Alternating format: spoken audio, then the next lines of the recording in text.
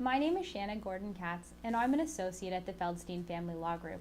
In today's video, I will be discussing the impact of the Limitations Act on the equalization of net family property, only, as there are other deadlines for trust claims. If you are wondering what equalization of net family property means, I encourage you to review our video blog entitled Division of Property and Assets.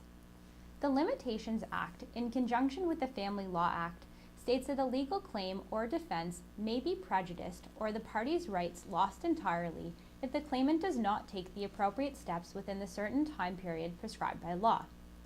In particular, Section 7 of the Family Law Act sets out the limitation periods that apply to equalization claims, such as property claims. Any claim you may have to the equalization of net family property under the Family Law Act will be barred by the passage of time if you do not start court proceedings within the prescribed time periods. This simply means that if you do not take action within a specified time period, you may lose your rights entirely to an equalization payment. Pursuant to the Family Law Act, a claimant's equalization may be barred if they do not commence proceedings by the earliest of the following dates. 1. 6 years from the date the spouse is separated without reasonable prospect of reconciliation. 2. 2 years from the date of the Divorce Act, or 3. 6 months after the first spouse's death. Often people do not appreciate the importance of the limitations period. If these time periods have lapsed, you may have lost your entitlement to an equalization of net family property. It is also important to consider the circumstances where spouses disagree about the date of separation, as this will impact the limitation period.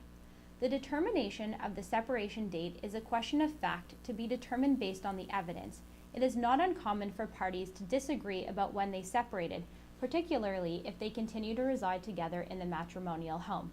This is one of the many reasons why you should speak to a lawyer once you have separated from your spouse.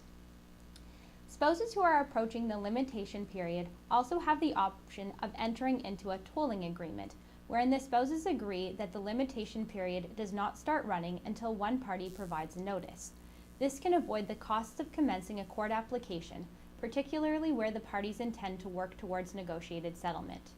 For more information regarding these limitation periods and how to ensure your rights are protected, please visit our website, www.separation.ca, or contact our office for a consultation at 855-909-9903.